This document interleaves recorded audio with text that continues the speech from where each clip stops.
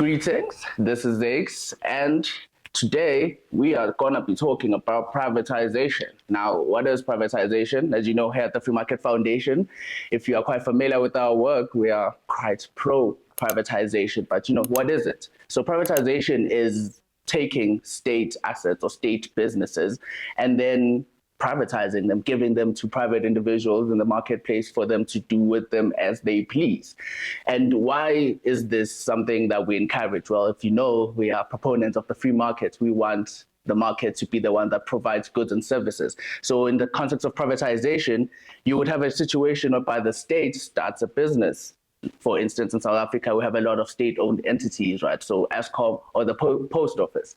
So the state will start a business like the post office. It will charge you a service outside of using your taxes, of course, to start the business. It will still charge you a fee to use that service because it is a state-run, still a business, well, according to them. And then, in most cases than not, that state-run business will usually be run inefficiently, but let me not get ahead of myself. So ideally, the state runs the business, and then that is what becomes, a state-owned entity. And then privatization comes in when those like myself who believe and know that the state should not be in any business whatsoever outside of protecting my property and my liberty will come in and be like, maybe let us have private citizens, the ones whose taxes who you took to start this business to begin with, run these businesses. And then that process of selling these state assets to private businesses or private individuals is called privatization.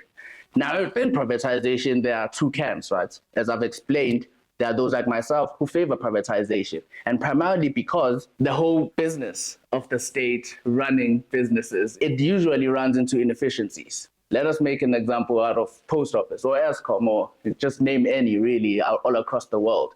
But the state cannot run businesses inherently because there is no motive for the state to be better at running its business. There's this thing called the profit incentive in the private market, right? Well, in the free market, that is, among private individuals.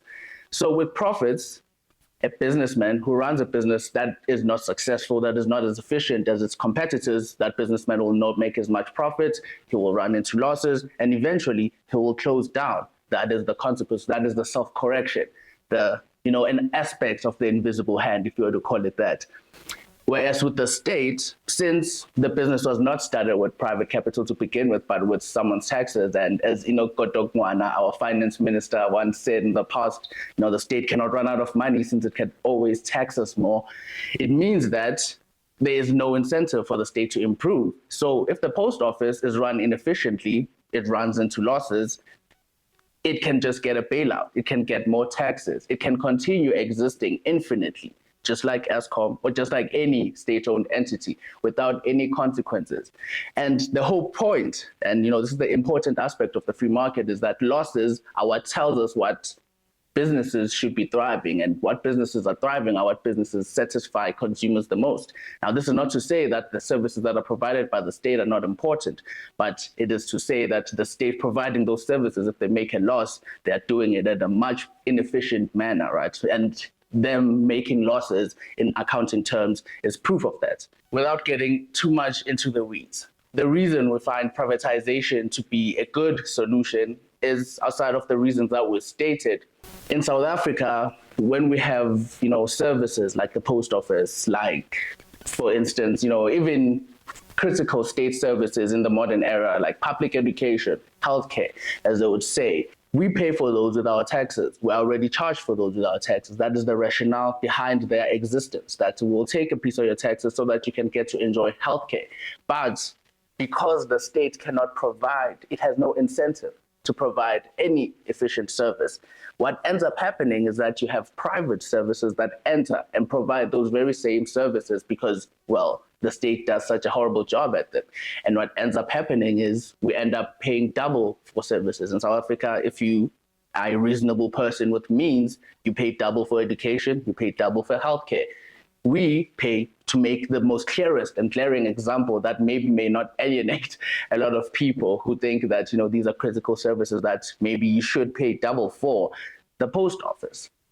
Most people hardly use the post office for our packages, for everything. We use private couriers. And this is a service that is supposed to be done by, a postal service. Yet we still pay for the postal service through our taxes, whilst also paying for private couriers to do what the post office is supposed to be doing.